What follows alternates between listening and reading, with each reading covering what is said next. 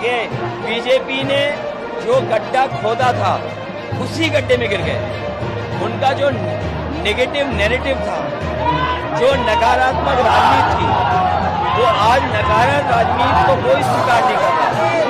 अपने खोदे हुए गड्ढे में बीजेपी गिर गई। मैं सबसे पहले बाराबंकी लोकसभा के उपस्थित सभी साथियों का बहुत बहुत धन्यवाद और आभार प्रकट करना चाहता हूं। मैं देख रहा हूं जैसे चरणों का चुनाव आगे होता जा रहा है, जैसे जैसे चरणों का चुनाव आगे बढ़ता चला जा रहा है, जनता की नाराजगी और गुस्सा भी भारतीय जनता पार्टी के खिलाफ बढ़ता चला जा रहा है। और आप देख लेना, जब 7वें चरण में वोट पड़ेगा तो जनता का गुस्सा 7वें आसमान पे दिखाई देगा। ये चुनाव 2024 का, जहां हमारे आपके भविष्य का चुनाव है, वहीं ये हमारे आपके आने वाली पीढ़ी के भविष्य का भी चुनाव है, जहां हम आप सब मिलकर के समय समय पर ये बातें रखी गई आपके सामने कि जिस तरीके से कभी समुद्र मंथन हुआ था, ये 2024 का चुनाव भी संविधान मंथन का चुनाव है।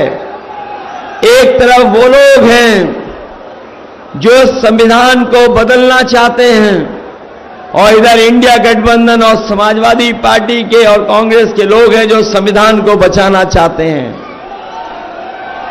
आज जो जन समर्थन अभी तक जनता का मिला है, हम ये कह सकते हैं जो संविधान बदलने निकले हैं, देश की जनता उन्हें बदलने का काम करेगी।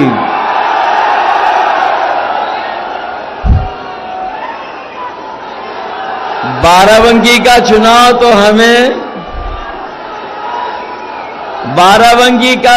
तो हमें लग रहा है ऐसा कि बाराबंकी बनाम झूठी गारंटी का चुनाव होता जा रहा है। ये लोग जो झूठी गारंटी दे रहे हैं, इस बार बाराबंकी के लोग इनकी घंटी बजा करके वापस भेज देंगे। ये ऐसा चुनाव है जहां जनता ने अपने आप हाथ में चुनाव ले लिया है, और जनता मन बना करके बैठी है कि इस बार ये डबल इंजन वाले बचने वाले नहीं हैं। मैं लखनऊ से लेकर के जहां जहां गया हूं, वहां मैंने देखा है कि बड़े बड़े डबल इंजन वालों की होर्डिंगें लग गई हैं। जो ये डबल इंजन की सरकार बोलने वाले लोग, इन्होंने बड़ी बड़ी होर्डिंगें लगाई हैं हर शहर में, और जब होर्डिंग देखोगे कई जगह एक इंजन गायब है, लखनऊ वाला इंजन गायब है। और सुनने में आया है कि बाराबंकी का इंजन तो इन्हें पहले ही बदलना पड़ गया था, और जब बाराबंकी के लोग 5वें चरण में वोट stडालेंगे तो रहा बचा जो एक इंजन है वो भी गायब हो जाएगा। दिल्ली से सरकार बचने वाली नहीं है। पिछले 10 साल और उत्तर प्रदेश के 7 साल का हिसाब किताब अगर मांगे तो इन्हें 17 साल का हिसाब किताब देना है। दिल्ली के 10 साल और उत्तर प्रदेश के 7 साल सरकार के, बताओ इन 17 सालों की सरकार में बीजेपी की हर बात झूठी निकली कि नहीं निकली? इनका हर वादा झूठा निकला कि नहीं निकला? और जो लोग कहते थे हम किसानों की आय दोगुनी कर देंगे, बताओ हमारे किसान भाइयों, अगर किसानों की आय दोगुनी हो गई हो तो बता दो। ना आय दोगुनी हुई, और जो हमारे किसानों को लाभ मिलना चाहिए था, जो मदद मिलनी चाहिए था, जो सरकारी योजनाओं से लाभ पहुंचना चाहिए था, वो भी ये सरकार हमारे किसानों की मदद नहीं कर पाई। और लागत जो बढ़ी महंगाई के कारण, लगातार हमारे किसान महसूस कर रहे हैं कि हर फसल की लागत बढ़ती चली जा रही है। जहां लागत बढ़ रही है वहीं हर चीज इस सरकार ने महंगी कर दी, चाहे वो कीटनाशक दवाई हो, चाहे डीजल हो, और चाहे जरूरत का सामान हमारा किसान खरीद रहा हो, हर चीज सरकार ने महंगी कर दी। और हमारे किसानों को वो समय भी याद है जिस समय किसानों के खिलाफ दिल्ली वालों ने काले कानून लाने का काम किया था। ये हमारे किसानों की जमीन छीनना चाहते थे, ये हमारे किसानों की पैदावार जो होती उसको लूटना चाहते थे। लेकिन हम अपने किसानों को बधाई देंगे, न केवल उत्तर प्रदेश के किसान बल्कि देश के किसान एक हो गए और दिल्ली में लगातार बैठे रहे, और तब तक नहीं हटे जब तक सरकार ने काले कानून वापस नहीं ले लिए। सरकार को झुकना पड़ा, हजारों हमारे किसान शहीद हो गए, लेकिन हमारा किसान पीछे नहीं हटा।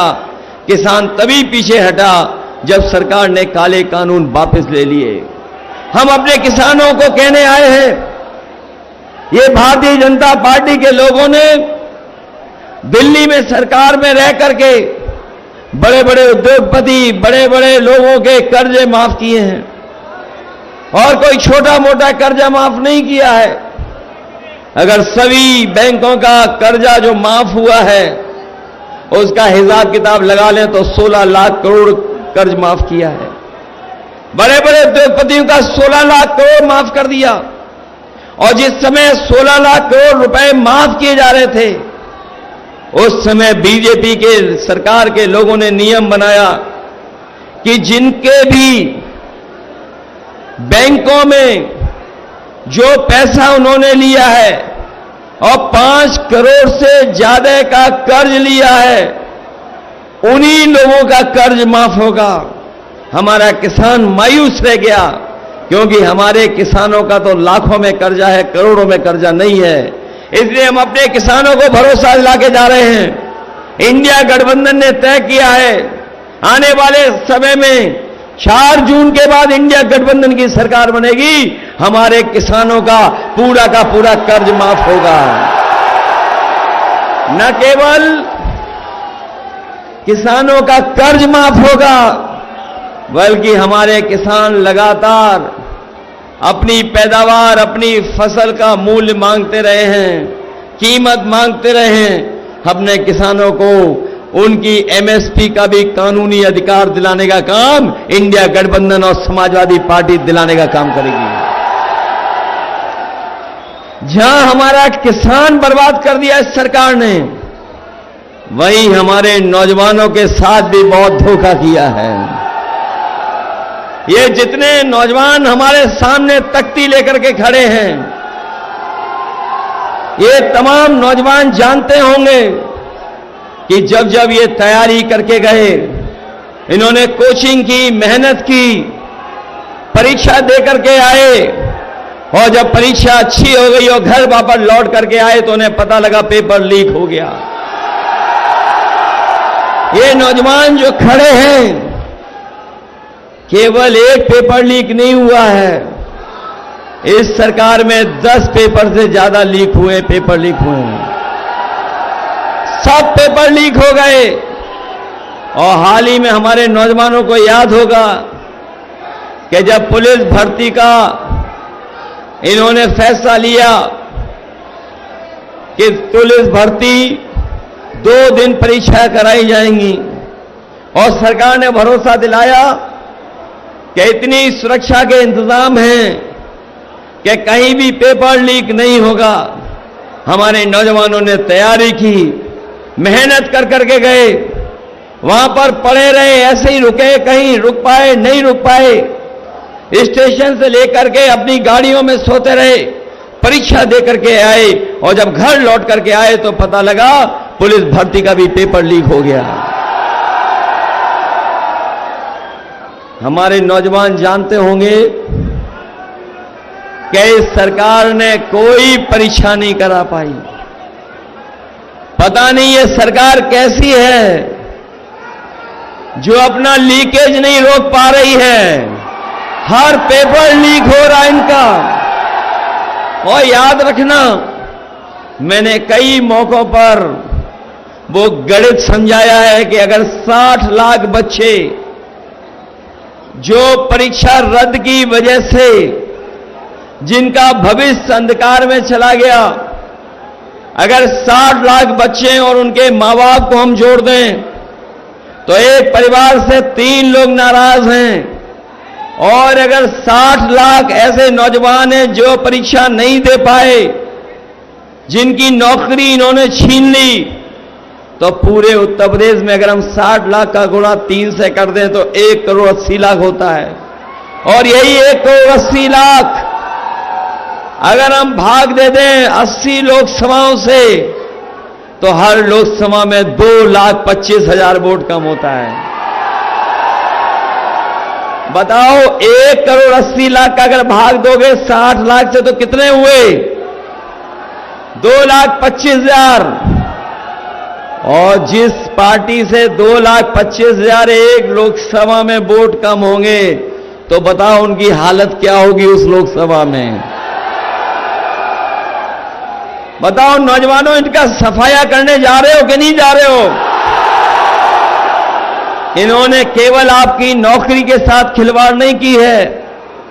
जरा सोचना जाकर के, आपके जीवन का 1/3 जीवन इन्होंने बर्बाद कर दिया। 1/3 जीवन। और जितने भी फैसले लिए इन्होंने, वो नौजवानों को नौकरी और रोजगार नहीं दिला पाए।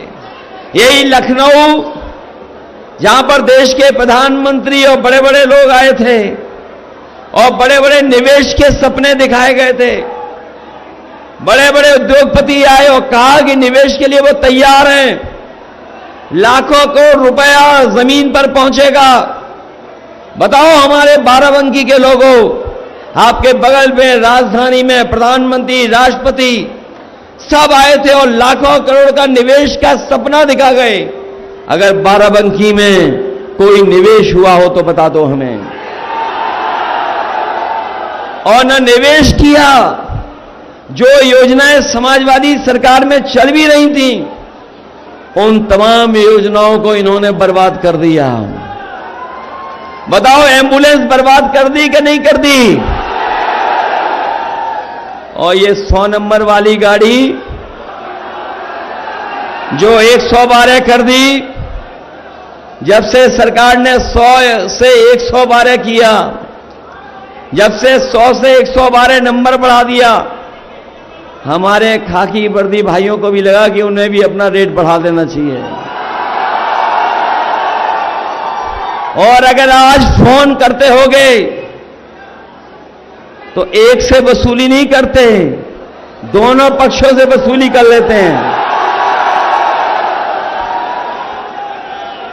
और हमारे नौजवान साथियों, आपको याद होगा, न केवल आपकी परीक्षाओं के पेपर लीक किए हैं, बल्कि अग्निवीर की नौकरी भी इन्होंने 4 साल की कर दी। ये 4 साल की नौकरी ऐसी है कि अगर कोई नौजवान अग्निवीर की नौकरी में गया और शहीद हो गया तो उसको शहीद का दर्जा नहीं मिलेगा, जो सुविधाएं होती हैं वो भी नहीं मिलेंगी। और याद कीजिए, नेताजी ने कभी फैसला लिया था कि अगर कोई शहीद होगा तो उसका पार्थिव शरीर अंतिम दर्शन के लिए पूरे सम्मान के साथ घर परिवार के बीच में लेके जाया जाएगा। अगर अग्निवीर होगा कोई तो उसको आखिरी समय पे भी ये सम्मान नहीं दे पा रही सरकार। हम अपने नौजवानों को कह के जा रहे हैं, जिन्होंने ये अग्निवीर व्यवस्था बनाई है, समाजवादी और इंडिया गठबंधन की सरकार बनेगी, अग्निवीर व्यवस्था हमेशा हमेशा के लिए खत्म हो जाएगी और पहले जैसी नौकरी होगी, पक्की वर्दी के साथ पक्की नौकरी होगी। ये अग्निवीर वाली आधी अधूरी नौकरी हम स्वीकार नहीं कर सकते। ये तो अभी फौज के साथ हुआ है, ये तो अभी फौज के साथ हुआ है। ये बीजेपी वाले आ गए तो हमारे खाकी वर्दी पहने हुए भाई लोगों की भी नौकरी 3 साल की कर देंगे ये लोग। इसलिए सावधान हो कि नहीं सावधान? ये तो बेचारे वो लोग हैं जिनके जबरदस्ती वैक्सीन लगा दी गई। पूछो, आपके बगल में खड़े होंगे, पूछिए जबरदस्ती वैक्सीन लगी कि नहीं लगी इनके। और अब वैक्सीन वाली कंपनी कह रही कि हम वैक्सीन वापस ले लेंगे। बताओ अब शरीर से कैसे वापस ले लोगे? बताओ ये हमारे आपके पीछे पड़े कि नहीं पड़े, जान के पीछे? न केवल ये हमारे आपकी जान के पीछे पड़े हैं, बल्कि ये लोग संविधान के पीछे भी पड़े हैं। इसलिए जान बचाने से लेकर के हमें आपको संविधान भी बचाना है। ये जो शिक्षक भर्ती है, इस सरकार ने कोई शिक्षक भर्ती नहीं की, और अगर शिक्षक भर्ती हो भी गई होगी तो ये हमारे 69,000 वाले शिक्षक भर्ती वाले जानते होंगे इनके साथ कितना भेदभाव हुआ है। कितने सालों से ये लड़ रहे हैं और आज भी इनको न्याय नहीं मिला है, इनको न्याय नहीं मिला आज तक। इसलिए हम अपने जहां समाजवादी सरकार में हम लोग शिक्षक भर्ती के लिए मौका देंगे, वहीं हमारे 69,000 वाले जो शिक्षक हैं जिनके साथ भेदभाव हुआ है, इनको भी न्याय दिलाने का काम समाजवादी लोग करेंगे। ये जब बीजेपी को सरकार बनानी थी तो गरीबों को ये राशन दे रहे थे, और राशन में दाल भी दे रहे थे, कभी कभी चना भी दे रहे थे, रिफाइंड तेल भी दे रहे थे, नमक भी दे रहे थे। और बताओ राशन में आजकल क्या क्या दे रहे हैं लोग? क्या दे रहे हैं राशन में? ये जो राशन में कोई नई चीज पौष्टिक बहुत है वो दे रहे हैं। बताओ राशन कितना घटिया दे रहे हैं आपको? बताओ घटिया राशन दे रहे हैं कि नहीं दे रहे हैं? इसलिए हम अपने गरीबों को बता के जा रहे हैं, जहां गरीबों के राशन की गुणवत्ता को बेहतर करेंगे, मात्रा भी बढ़े, और जिस तरीके से संपन्न लोग बड़े बड़े शहरों में पौष्टिक और गुणवत्ता के साथ पैकेज्ड आटा खा रहे हैं, ले रहे हैं, बाजार से खरीद रहे हैं, तो हम समाजवादियों ने तय किया है अपने गरीबों का जहां पर राशन की गुणवत्ता बेहतर करेंगे, वहीं पौष्टिक पैकेट आटा के साथ साथ डाटा भी फ्री देने का काम होगा। और डाटा इसलिए क्योंकि डाटा भी आज उतना ही जरूरी है, डाटा भी जरूरी है। तमाम कंपनियां आई थी, अगर आपको याद हो, जब उन्हें बाजार में रहना था, बाजार को कब्जा करना था, तो फ्री डाटा के साथ साथ आपको मोबाइल दे रहे थे, और आज डाटा के लिए भी पैसा लग रहा है। कोरोना के समय पर हम लोगों ने देखा कि जो संपन्न परिवार के लोग हैं, उनके परिवार के बच्चों का किसी का साल खराब नहीं हुआ, किसी का साल नहीं गया, वो ऑनलाइन पढ़ाई कर सकते थे। तमाम आज हम लोग डाटा के माध्यम से ऑनलाइन बहुत सारी जानकारी हासिल कर सकते हैं, सरकारी सुविधाएं ले सकते हैं। पेपर अगर हमें भरना है तो हम बहुत सारी चीजों को उससे कर सकते हैं। इसलिए समाजवादियों ने तय किया है कि आटा के साथ साथ डाटा भी फ्री देने का काम होगा। हमारे साथियों को याद होगा, जब समाजवादी सरकार थी तो हम लोगों ने लैपटॉप दिया था, और जिन नौजवानों के घर में होगा वो आज भी चल रहा होगा, और जब चलाते होंगे तो नेताजी और हम ही लोग दिखाई देते होंगे। इस सरकार ने लैपटॉप तो दिया नहीं, लेकिन हम लोगों ने इतनी बड़ी चीज दी थी, इन्होंने इतनी छोटी कर दी, और उसमें भी नकल कर करके फोटो डाल दी। लेकिन इतना रद्दी दिया है कि उंगली घिसते रहो, चलता ही नहीं है। बताओ घटिया दिया कि नहीं दिया? और न केवल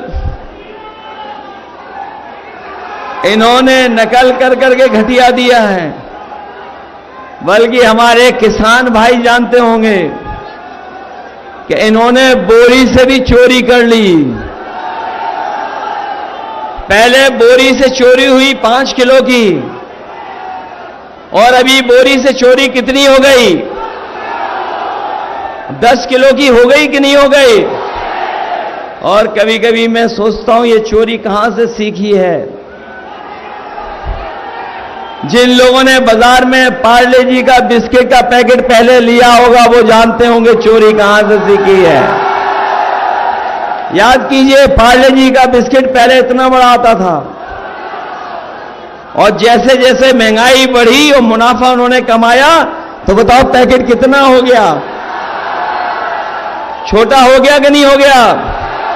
कितने बिस्किट का पैकेट है आजकल?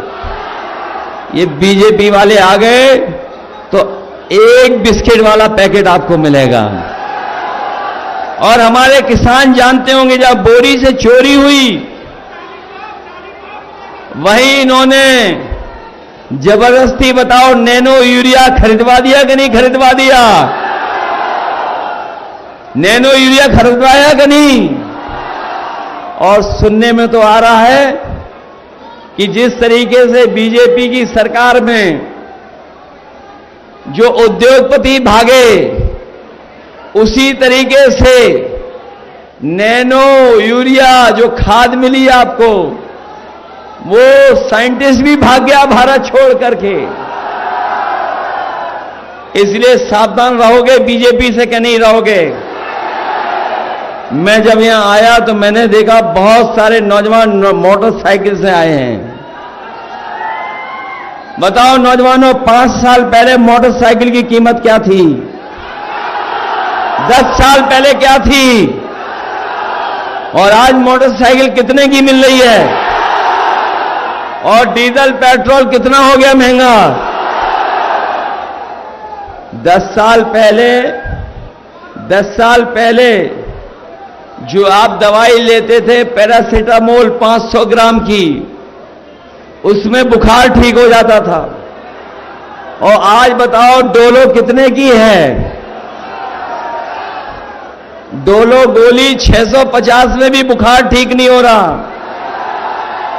बताओ दवाइयां महंगाई हो गई कि नहीं हो गई? इसलिए बीजेपी को इस बार सबक सिखाओगे कि नहीं सिखाओगे? और ये केवल हमारे आपके भविष्य का चुनाव नहीं है, ये संविधान बचाने का भी चुनाव है। ये संविधान वो जो बाबा साहब भीमराव अम्बेडकर जी ने हम लोगों को दिया, और यही संविधान हमें अधिकार दिलाता है, यही संविधान हमें न्याय दिलाता है। और याद रखना गरीबों और हमारे बहुजन समाज के लोगों, यही संविधान जो बाबा साहब भीमराव अम्बेडकर जी ने दिया है, यही हमारी संजीवनी है। अगर इसी को ठेस पहुंचाने का काम करेंगे तो हम सब मिलकर के इन भारतीय जनता पार्टी के लोगों का सफाया करने का काम करेंगे। इसलिए सावधान रहोगे कि नहीं रहोगे? और हम अपने बहुजन समाज के लोगों से भी कहेंगे, इधर राजनीति में आपने देखा होगा बीजेपी और बीएसपी ने अंदर ही अंदर हाथ मिला लिया है।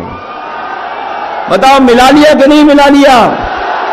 इसलिए तमाम वो लोग जो संविधान को बचाना चाहते हैं आए और सब हमारे नौजवान प्रत्याशी तरुण इन पुनिया जी को जिताने का काम करें। बताओ इन्हें जिताओगे? इनका चुनाव चिन्ह तो याद रहेगा, साइकिल नहीं है इनका। साइकिल वालों भी पंजा दबाओगे कि नहीं दबाओगे? ये तो बाराबंकी से मुझे लगता है न केवल जीत होने जा रही है, न केवल जीत होने जा रही है,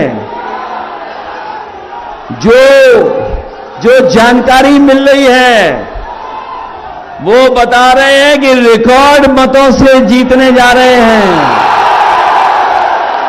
ये बाराबंकी वो धरती है जो हमारी गंगा जमुनी तहजीब को आगे बढ़ाने का काम करती है, हमारे भाईचारा को आगे बढ़ाती है। ये धरती वो है जो मिली जुली संस्कृति को हमेशा बढ़ाने का काम किया, और यही बाराबंकी की धरती ने न जाने कितने समाजवादी नेताओं को और ऐसे तमाम महान नेताओं को जन्म दिया जो आज हमारे बीच नहीं हैं, लेकिन हम उन्हीं के रास्ते पर आज भी चल रहे हैं। चाहे वो हमारे राम सेवक यादव जी हों, बेनी प्रसाद वर्मा जी रहे हों, अनंतराम जायसवाल जी रहे हों, और चाहे कांग्रेस के बहुत पुराने नेता जिन्होंने समाज को आगे बढ़ाने के लिए अपना पूरा जीवन लगा दिया, हम उनको याद करते हुए आप सबसे अपील करके जा रहा हूं कि ये 5वें चरण का चुनाव है। 4वें चरण में तो ये धराशायी हो ही जाएंगे, लेकिन 5वें, 6वें, 7वें में इन भारतीय जनता पार्टी के लोगों को आप सबक सिखाने का काम करना। और मेरा नौजवान सही कह रहा है कि बाय बाय बीजेपी वालों। बताओ इनका डबल इंजन फेल है कि नहीं है? जो यहां इंजन इन्होंने भेजा था वो बदलना पड़ा कि नहीं बदलना पड़ा? उन्होंने खुद बदला कि नहीं बदला? तो इसलिए हमारे तरुण पुनिया जी को ऐतिहासिक वोटों से जिताने का काम करना। आप सबका बहुत बहुत